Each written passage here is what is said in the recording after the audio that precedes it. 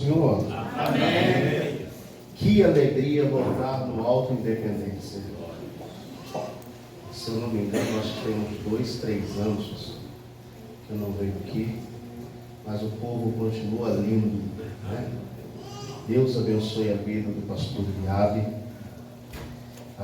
querido presbítero Felipe e a sua digníssima esposa, que nos fizeram o convite. E para mim foi um privilégio ímpar de poder estar com vocês. Confesso, nós estamos vindo da AGO, lá no Rio de Janeiro. Eu cheguei em casa e me dei uma crise de tosse. A bronquite atacou. E a gente está respirando aqui pela graça de Deus, né? Mas eu vim com uma palavra. E quando eu cheguei aqui, Deus tinha a palavra dele. Aleluia. Então assim, Deus mudou totalmente o esboço do pregador. E aí eu fico feliz, porque eu sei que o céu tem uma palavra para a sua vida. O fato é, quem já me conhece sabe que se Deus não mandar eu falar, eu falo. Ele mandando, aí que eu falo mesmo. Então eu não vou fazer aqui rodeio. É um culto com as famílias. É um congresso voltado à área familiar. E eu estou mais do que bem acompanhado. Veio a irmã Pamela, a Ana Kemble e a Ana Camille. A Ana Kaeli e a Ana Karine ficou com a avó. Então, hoje aqui nós podemos tratar e trazer uma palavra profética para esta igreja. Aleluia. Abra comigo Jó, capítulo 42 e o verso 5.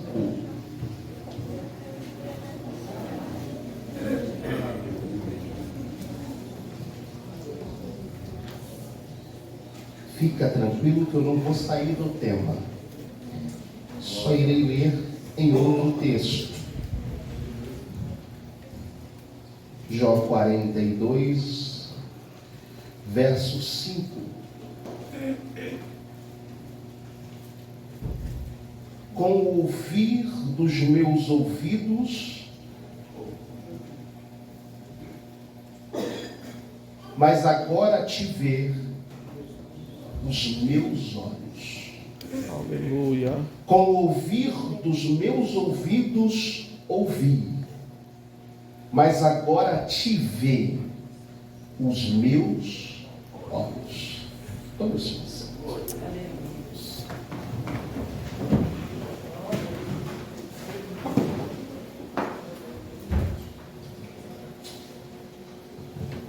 Deus tem as suas maneiras. Deus tem as suas formas. Deus tem o seu método de nos aperfeiçoar, de nos moldar, de nos trazer exatamente no ponto, no nível, na dimensão em que Ele tem a fazer na vida de cada um dos senhores e de cada um das senhoras. Falar de Jó, faltaria-nos tempo, porque Jó, ele foge um pouco da nossa compreensão, pois o capítulo 29 retrata que o processo na vida de Jó foram meses. O tema central do livro é por que sofre o justo. E a palavra porquê aparece com um ponto de interrogação porque não entendemos algumas maneiras de Deus fazer. Para alguns teólogos liberais, a personagem central do livro não pode existir, porque na ideia humana nenhum homem suportaria tantas aflições como Jó suportou. Então, para alguns teólogos, a personagem central do livro é como o Jonas, um personagem fictício, imaginário. Mas a Bíblia traz uma certa refutação quanto a isto, pois, segundo Ezequiel, capítulo de número 14, versículo 14, como versículo 20, coloca este patriarca ao lado de outros dois. Jó é equiparado a Noé e equiparado a Daniel. A Bíblia vai citar bem claro que se Deus tivesse que destruir tudo, livraria esses três: Noé, Daniel e Jó. Então esse personagem não pode ser fictício, porque esses outros dois que aparecem são reais. Segundo o capítulo 5 do livro de Tiago, Tiago faz, se não me falha a memória, o versículo 14.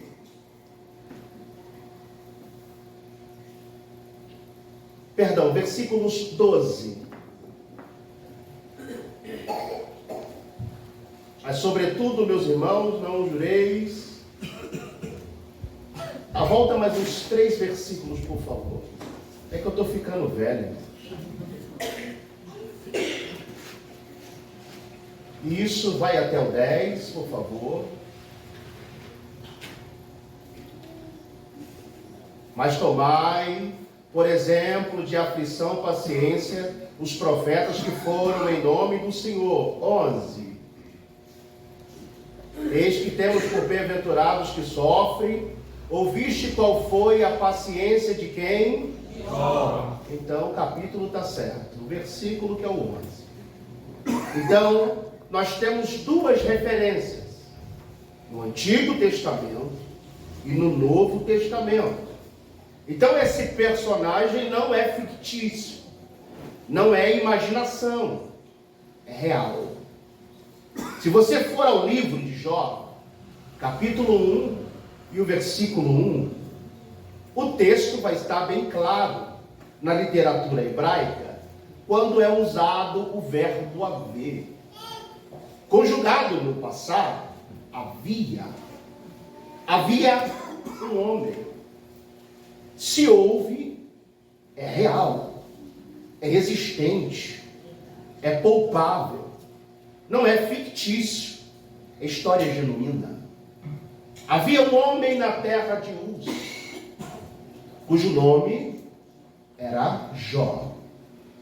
Não é Ur. Ur ficava na antiga Mesopotâmia. É Uz. Mais alojada, mais alocada para as bandas do Iraque. Segundo a história diz que foi o próprio Moisés. Outros dizem que quem escreve a história é Salomão. Mas como Uz ficava próxima das terras de Midian, e este patriarca, Moisés, alguns historiadores dizem que Jetro lhe traz a narrativa. E este é o primeiro livro a ser escrito por Moisés.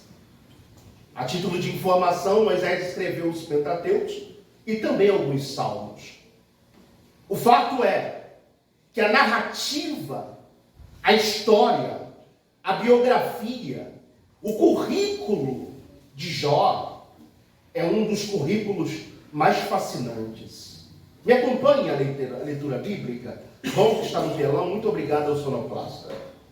O capítulo 1 traz as características intrapessoal de Jó. O texto descreve que este homem ele era sincero, sem cera no latim. Não havia rompitura, não havia qualquer tipo de embaraço. Ele tinha uma palavra verdadeira, legítima. Ele não fazia curva. Exemplo, cera no ouvido, rompe o tímpano, obstrução audiovisual ou auditiva. Cera na cabeça, tampa o culbo e impede o crescimento dos cabelos. Cera nos dentes, odor, acaba com todo o brilho, o esmalte, abrindo a acessibilidade para a cárie e assim tendo que arrancar. Só que o texto diz que Jó não tinha cera. Jó era sincero. Jó não perdia tempo para falar a verdade. Caráter. A Bíblia diz que ele era reto, característica de alguém justo. Não é à toa que o próprio Deus diz para Josué, no capítulo 1, medita nesta lei, e dela não se desvie nem para a esquerda e nem para a direita. Se eu não vou nem para um nem para outro, eu ando reto. Característica de alguém justo. A Bíblia diz que ele ainda era temente a Deus. Provérbios 7, que o temor do Senhor é o princípio da sabedoria. Era um homem sábio. A Bíblia diz que ele se desviava do mal. Ou seja, ele não esperava o mal chegar. Ao visualizar o mal, ele se desviava. Santo, santificação, prudência no seu caminho. E o texto diz que isso é a característica da vida pessoal de Jó, a qual o texto do capítulo 1 e no versículo 2 agora não aponta para as características intrapessoais, mas agora para as características externas.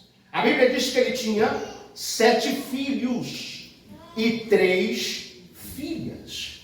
O versículo 3 vai falar que além dele ter uma família, ele agora tem um patrimônio, ele tem uma renda, ele tem fazendas. A Bíblia diz que ele tinha um gado ao equivalente a 7.000 ovelhas, a 3.000 camelos, a 500 juntas de boi, a 500 jumentas, e também era de maneira que ele tinha muita gente a seu serviço, que ele era o maior da onde? O maior da onde? Do Oriente. Então eu quero que você entenda aqui, olha para mim. Se naquele tempo, hoje há pelo menos 6 continentes, a divisão do globo Terra, se há pelo menos 2 hemisférios, eu quero que você entenda que naquele tempo, pela cultura, pela limitação geográfica, a gente temos somente 2 divisões, o Ocidente e o Oriente. Aí a Bíblia está dizendo que pela metade do Oriente, ele era o maior, conhecido, reconhecido, afamado. Todo mundo ouviu. Se fosse hoje, você já tinha ouvido no seu Instagram, no seu Twitter, alguma frase dita pelo célebre Jó. Você já tinha sido contemplado por alguma figurazinha, como no WhatsApp, de referência sequência de uma fala do célebre Jó. Aí a Bíblia continua dizendo, no capítulo de número 1 e no versículo 4, que os seus filhos faziam banquete na casa de cada um no seu dia. Entendo eu, numa festa comemorativa, a qual os filhos homens convidavam as filhas para estar ou comunhão, ou alegria entre os irmãos. As características de Jó, as características intrapessoal de Jó, se ramificava, se irradiava para sua casa. Ele não precisava falar muito, mas os seus filhos praticavam comunhão, unidade, união. Eita glória, que isso tem que voltar. Fazer churrasco, eu lembrei daquele irmão menos favorecido. Eu vou fazer um banquete para quê? Não é para mim. Eu vou convidar aqueles que eu não falo muito dentro da igreja, para que eles se aproximem mais de mim. A igreja precisa voltar a entender, pois a igreja é formada por famílias. A igreja é formada por famílias. Eu sou igreja, mas essa igreja só existe porque existe uma Assembleia de Santos. Uma Assembleia de Santos formada por um pai, por uma mãe, por um filho, por uma filha. Então nós precisamos entender isso aqui. Porque a ramificação, o reflexo das características de Jó estava sobre a sua casa. Não precisava Jó pegar um pedaço de madeira e dizer: tu tem que chamar tua irmã. Não precisava Jó cortar o zap da filha porque não falava com o irmão. Não. Era coisa que fluía naturalmente. Você, Jó, é o reflexo para a tua casa. Você, Jó, é o reflexo para a sua casa. E o reflexo continua no versículo de número 5. Aleluia! Glória a Deus, aleluia. Sucedeu, pois, que tendo decorrido o turno de dias de seus banquetes, enviava a Jó e os sacrificava e levantava de madrugada. Oferecia holocausto segundo o número de todos eles, porque dizia: porventura pecaram meus filhos? Jó vai dar aqui uma instrução para os papais, para os homens da casa.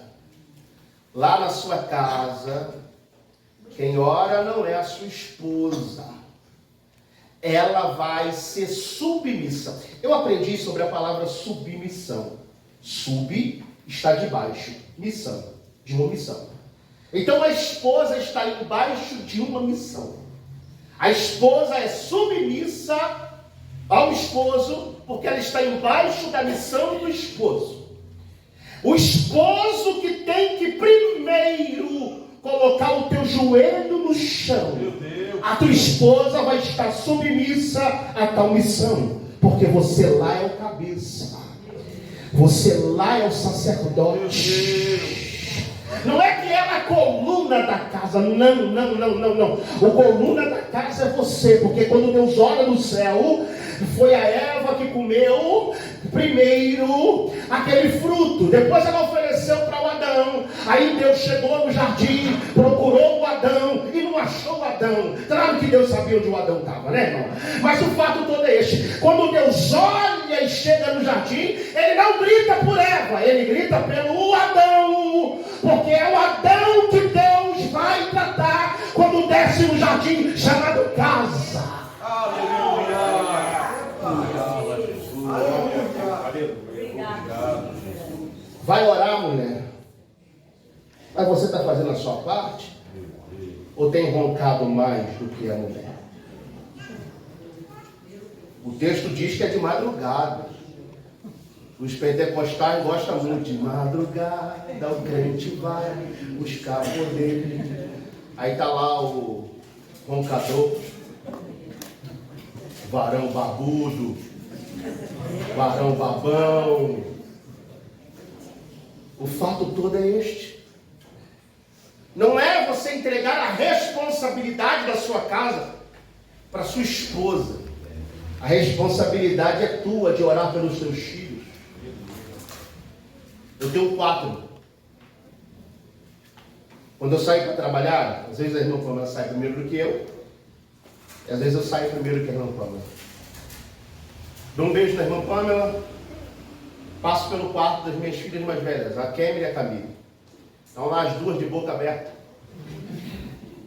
Aí eu chego, dou um beijinho em uma. Deus te abençoe, filho. Dou um beijinho em outra, Deus te abençoe. Aí vou para o quarto das gêmeas. A gente coloca uma para dormir de cabeça para cá. Daqui a pouco uma está de cabeça para lá e a outra já está de cabeça para cá.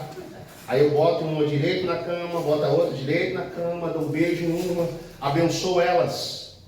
Desço lá para baixo, vou no meu sofazinho, faço a minha oração, abençoo a minha casa, leio o meu texto bíblico e saio para trabalhar. Não é eu impor. A minha esposa vai estar submissa. Só que quem tem que orar sou eu. O chefe da minha casa sou eu. O cabeça da minha casa sou eu. E eu poderia fazer uma pergunta aqui: pais, há quanto tempo teus filhos estão dormindo e você não bota a mão sobre ele e abençoa? Pais, há quanto tempo você não senta com seu filho e conversa com ele? Procura saber quem é. Ou os digitais influencers têm falado mais do que você na sua casa. Ou os tais influencers malignos que não tem comprometimento com Deus e com a palavra, e você que está na igreja todo domingo, escola dominical, culto de doutrina, e não tem abençoado e sido o psicólogo natural dos seus filhos. Meu Deus. Glória. Deixa eu orar pelos meus filhos, disse o Jó. Eles podem ter pecado, mas eu sei que Deus não vai rejeitar a oração de um pai. O sangue do Cordeiro ainda vai perdoar. E o texto termina com algo interessante. O texto termina dizendo: assim o fazia Jó com... Obrigado. Assim fazia Jó.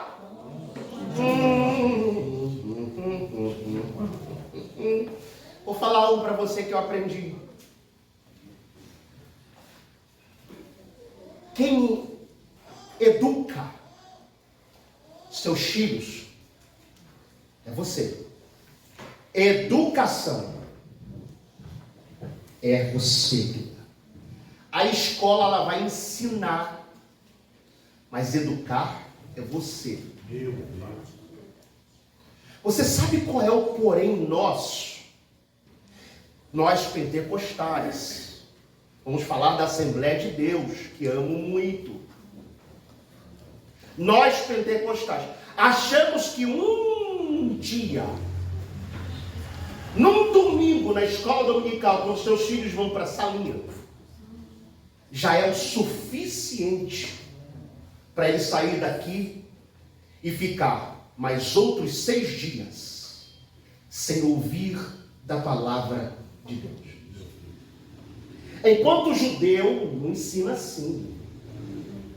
O judeu, quando chega na época do Bar Mitzvah, aos 13 anos, 12 anos, ele já tem que ter decorado os 613 preceitos descritos no livro de Levítico. Eu estou falando de uma criança com 12 anos. Deixa eu falar para você, porque tem muitos que lê ali e parece que não entende. Capítulo 2 de Lucas, Jesus está sentado com os mestres, falando acerca das coisas do Pai. É Jesus com 12 anos, um pré-adolescente, tendo a dimensão de Isaías capítulo 6, 9, 6, que diz que um filho se nos deu, um menino se nos nasceu. Jesus ali, aos 12 anos, entende que não podia errar, porque o principado estava sobre os seus ombros, e ele será chamado Deus forte, maravilhoso, conselheiro, príncipe e Pai da eternidade. Aleluia. É aos 12 anos que Jesus entende. E nós, os nossos filhos com 12 anos, se duvidar, não sabe manusear nem direito a Bíblia, mas sabe manusear um trem, um celular.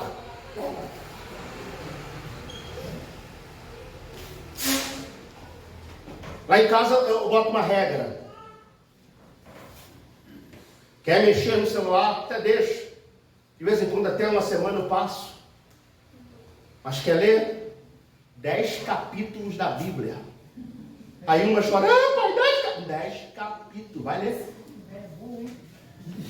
Fala, Deus, isso aí.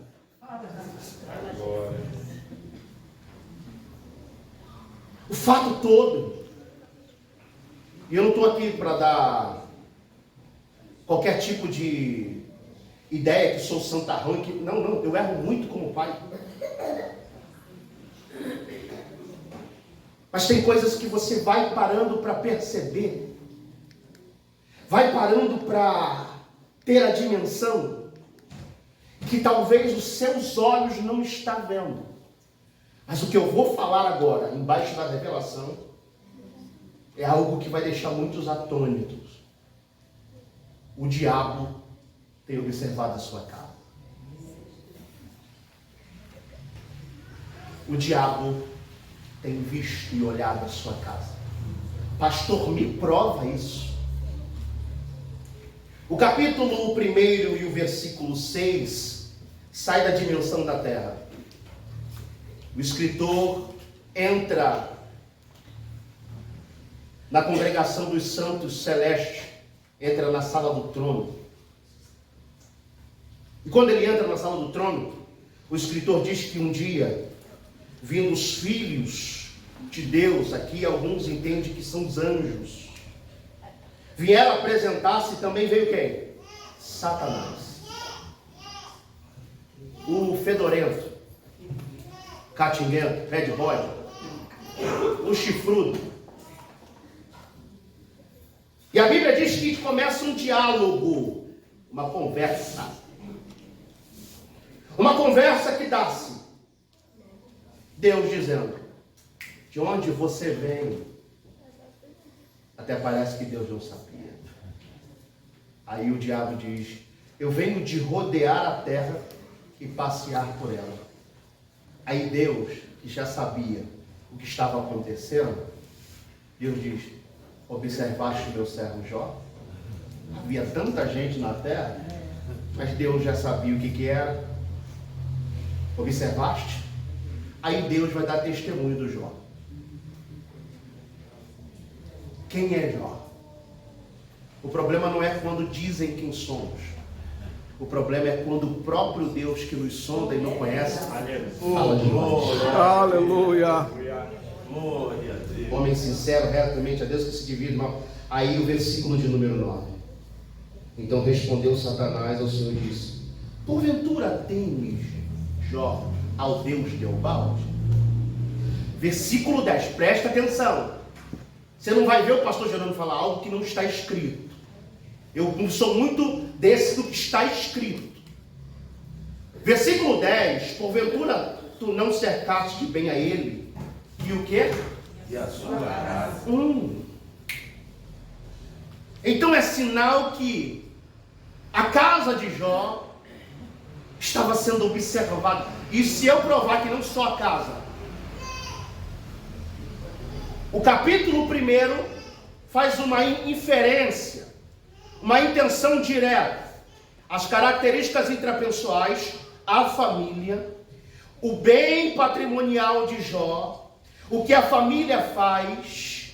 Aí o texto sobe para o céu e Deus começa uma conversa com o diabo.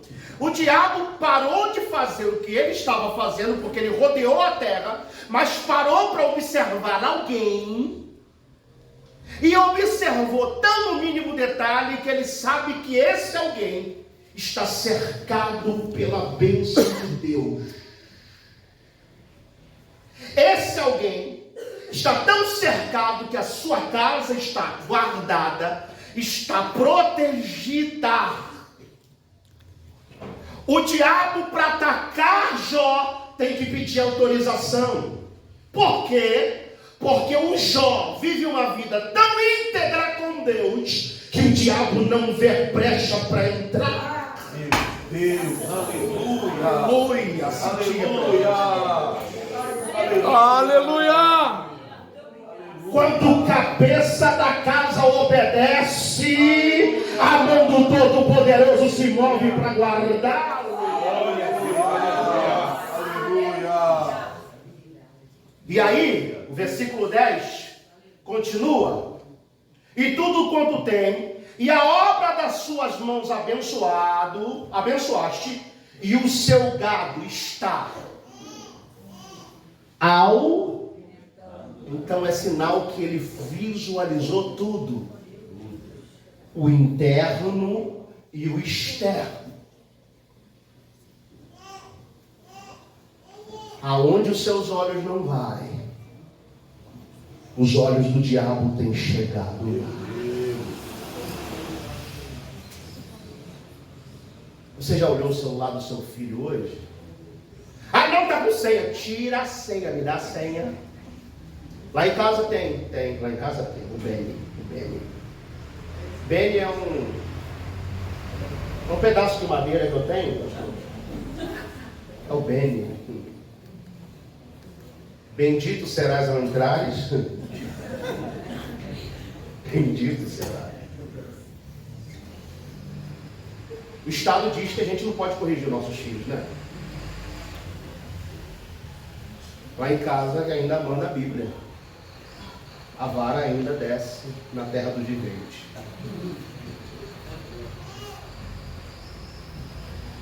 Se parar para perguntar, minhas filhas, sou um pai que mais beija, mais brinca, mais abraça. Mas se eu tiver que corrigi-las, eu irei corrigir. Que isso, pastor? É melhor eu corrigi-la do que eu ver alguém lá fora corrigindo. Eu me lembro que uma vez, eu não era nem crente, a minha mãe chegou do nada. Mas sabe aquele pranchadão? Na capoeira a gente chama galopante. Aquele galopante, pá! Um melaço descendo e a minha mãe continuou batendo. Eu não sabia nem porque estava apanhando. Aí o cara que não gostava de mim tinha dito para minha mãe que eu tinha falado palavrão, mas eu não tinha falado palavrão. Mas isso foi bom, que nunca mais eu citei qualquer coisa na frente do meu. Acho que foi a única coça que minha mãe me deu.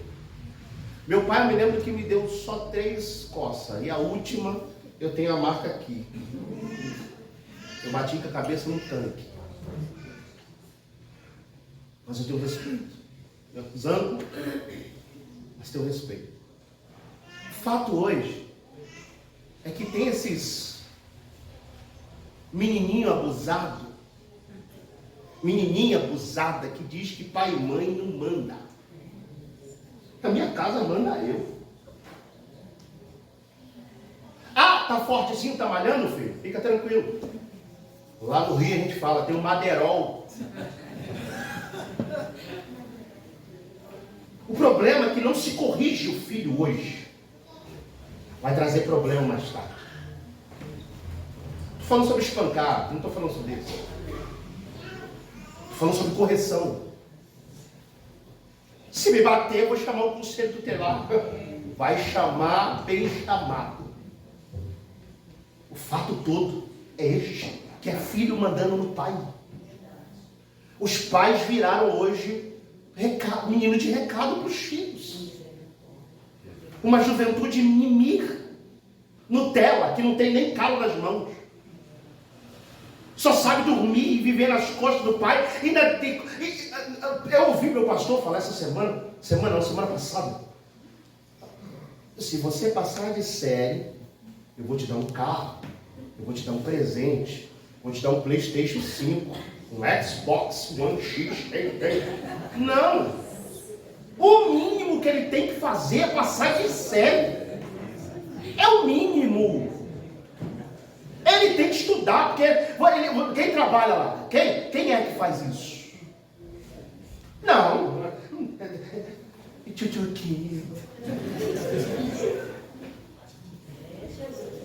É bebelô.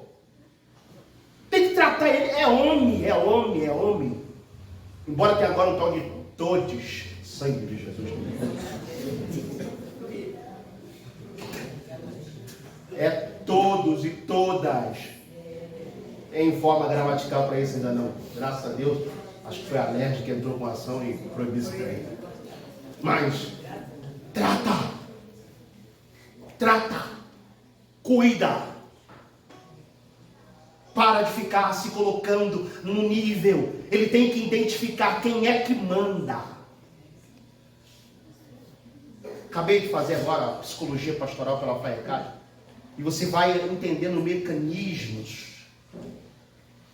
de orientação, de percepção, de compreensão, tanto adolescentes. O adolescente da tua casa tá fortezinho, tá grandão, tá maior, se duvidar tá maior do que. Mas você tem que entender, ele tem que entender quem é que manda. Minha filha mais velha esse dia foi dar um grito comigo. Faz isso não, filho. Tô gordinho, né? Talvez ela deva estar achando isso. Mas o fato, na sua casa, quem é que tem que se colocar? A autoridade. Você, homem, pai, você é autoridade. Minha filha mais nova, esses dias, veio brincar comigo, querer dar tapa na minha cara. Ela deu uma aqui, pá. Aí o galopante veio na perna, pá. O que foi? Não, na cara do papai não se bate. O problema é que o filhão vai acostumando, vai dando tapinha na cara do papai. Me desculpa falar cara, tá, irmão? Fuça, tanto faz. É assim. Muitos clichês não dá certo, tem hora. Agora, muito protocolo não dá obra, né? O problema é que tu tá gravando aí, né, rapaz? Sai agora que eu não tenho, né? O fato todo é este. É verdade ou não é, senhores? Verdade. Que às vezes pede o respeito. Quer mandar. Ei, papai, varão Galileu da Galileia. Deixa eu dizer para você uma coisa. Esse menino que grita com a tua mulher, cuidado. Na sua casa ele tem falado mais alto do que você. Na minha casa, minha filha, não grita não. Não está gritando por quê? Tem que botar ordem. E o texto descreve. Jesus pingou. Aonde os seus olhos não têm ido, o olho de Satanás tem chegado. Cuidado quando seu filho fica a noite toda nesse maldito telefone. Cuidado quando ele fica navegando pela internet. Cuidado. Sabe o que eu estou estudando agora? Sobre o aspecto da prostituição. Se eu disser para você que 85% dos cristãos estão enrolados com pornografia, você acredita? Você acredita? Filho de crente, vou repetir, rapaz, eu não vou falar não, filho de crente, se descobrindo sexualmente pela internet. Eu estou sendo bem ponderado, né? Bem equilibrado, né? Então, filho de crente se descobrindo sexualmente pela internet. Cuidado. Entrar pro banheiro com o celular. Não. Bidu, Camille, sentiu. Foi entrar pro banheiro. Ei, dá o celular daqui. Celular aqui fora. Quando você sair, cuidado. Lá em casa a gente não tem. O celular da minha filha, esses dias o meu quebrei, usei o dela. Então botei tudo que é meu, tá no telefone dela. Tem meu rastreador do meu carro, tudo. Sabe a minha senha, sabe a senha do meu cartão. Enfim, não tem segredo. Quiser ver, vê tudo. O fato é se escondendo muito segredo. Passa a verificar a vida desses adolescentes. Porque se você não ensinar, a internet vai ensinar. E detalhe, não tem ensinado coisa boa. Porque o que eu tenho visto hoje,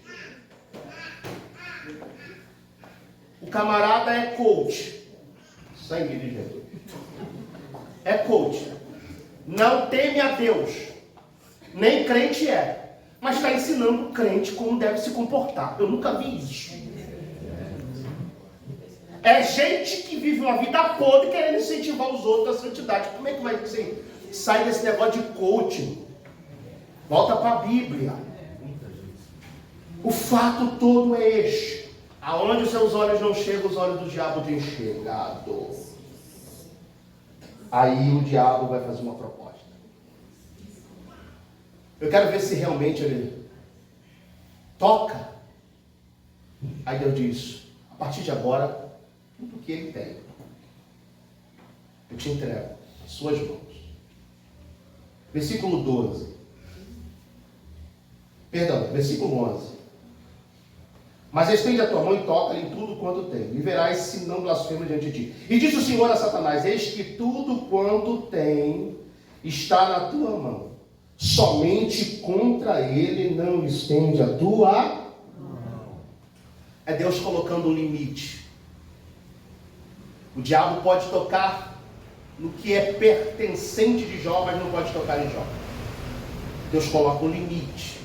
E é Martinho Lutero que diz que o diabo é como um cão na coleira de Deus. Então Deus estabelece. Agora eu quero que você faça uma análise aqui por causa da hora. O diabo vai fazer um planejamento. O que muitos não entendem sobre o diabo é que ele é estrategista. Satanás é estrategista. Ele é um ser imortal no aspecto espiritual, embora o seu destino já está definido, mas ele é um ser imortal. No aspecto bíblico, ele tem uma dimensão de inteligência. E se você analisar comigo, versículo 13, e sucedeu um dia. Ele sai da presença de Deus, mas ele vai planejar contra Jó. E ele começa como colocando Jó em uma encruzilhada e trazendo adventos que vai migrar todo o aspecto psicológico de um homem. Porque Jó vai ver num dia tudo ao seu redor se desmoronar. Só que quem vive uma vida com Deus verdadeiramente, ele tem um alicerce. O ponto de vista, olha aqui, versículo 13. Em um dia de festa, em que seus filhos e suas filhas comiam e bebiam. Em um dia de festa, de alegria, a Bíblia vai dizer, versículo 14, os bois lavravam e as jumentas passeavam. Deram-se os caldeus, feriram os moços. Versículo 16. Fogo de Deus caiu do céu e queimou as ovelhas. 17. Ordenando os caldeus, 3 bandos deram sobre os camelos e tomaram. 18. Estando teus filhos e tuas filhas comendo e bebendo em um único dia. O teu adversário não brinca de ser diabo.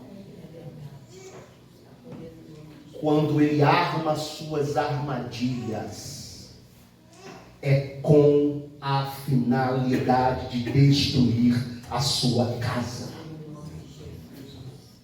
Só que ainda ficou 2 instrumentos lá. Vou repetir. O aspecto danoso foi externo. Atacou diretamente o psicológico, porque foram filhos. Mas quando seus olhos estão firmados em Deus, o que o diabo queria? O diabo queria que Jó blasfemasse, pecasse, porque a integridade de Jó seria quebrada diante dos céus. E o diabo diria para Deus: eu acertei. Ele iria errar, ele iria pecar, ele iria blasfemar. O Senhor não quis acreditar, mas Deus conhece a estrutura do Jó. O Jó tem tudo para errar, mas o Jó vai se lançar na terra, cantar um dos maiores hinos que a Bíblia pode descrever. O hino de Jó na cara do diabo é este: Deus me deu, Deus tomou, nu eu saí do ventre, eu também nu retornarei para lá. Bendito seja o Senhor, acima de gados, acima de ovelhas, acima de jumentas, acima de 10 filhos. Deus me deu